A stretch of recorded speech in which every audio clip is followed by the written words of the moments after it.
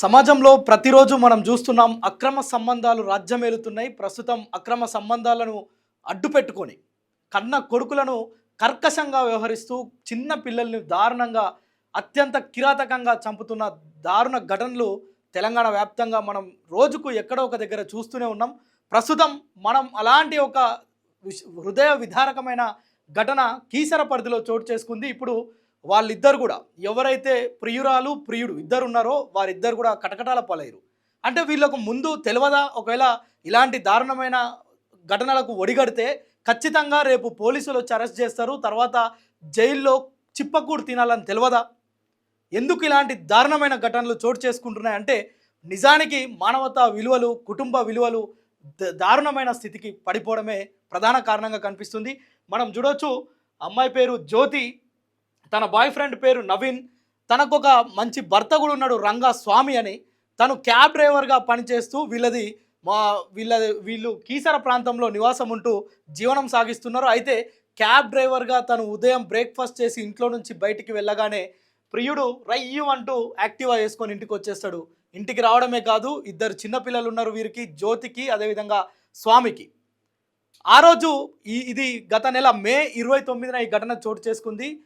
2 ఏళ్ల చిన్న బాబుని ఎంత ముద్దుగున్నాడంటే వాడిని చూస్తే నిజంగా గుండె తరుక్కుపోతుంది.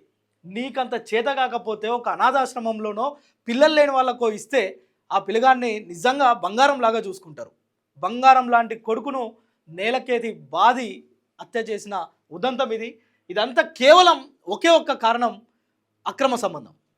అక్రమ సంబంధం మోజులో పడి ప్రియుడు చెప్పిన మాటను జవదాటకుండా కన్న కొడుకును కర్కశంగా మంచానికేసి నేలకేసి బాది గాయాలు బయటికి కనిపించకుండా చంపేసి తర్వాత ఫిట్స్ వచ్చిందని చెప్పి అమాయకమైన నటన చేస్తే కేవలం గంటల్లోనే గుర్తుపట్టిరు. ప్రస్తుతం పోలీసులు అరెస్ట్ చేసిరు. ఇది కీసర పరిధిలో చోటు చేసుకుంది. వీరిద్దరిది సిద్దిపేట జిల్లా జగదేవ్పేర్ మండలం అదేవిధంగా తీగల్ గ్రామానికి సంబంధించిన వీరిద్దరూ బతుకుదేరు కోసం కీసర ప్రాంతానికి వచ్చారు. స్వామి అదేవిధంగా జ్యోతి. వీరిద్దరికి 4 ఏళ్ల పాప అదేవిధంగా 2 ఏళ్ల బాలుడు కూడా ఉన్నాడు.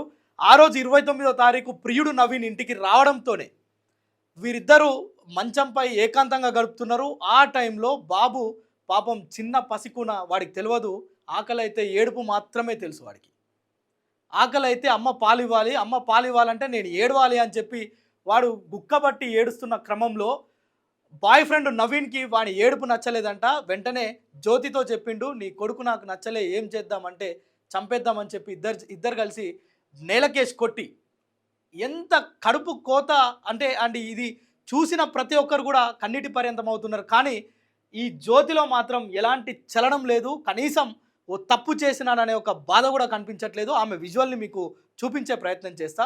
ఆమె మాట్లాడే మాటలు చూస్తుంటే మేము అంటే ఏ మాత్రం తప్పు చేశాననే ఒక బాధ తన మాటల్లో కానీ తన యాటిట్యూడ్లో కానీ లేదు. ఆ వీడియో చూసిన తర్వాత మీరే కామెంట్ చేస్తారు.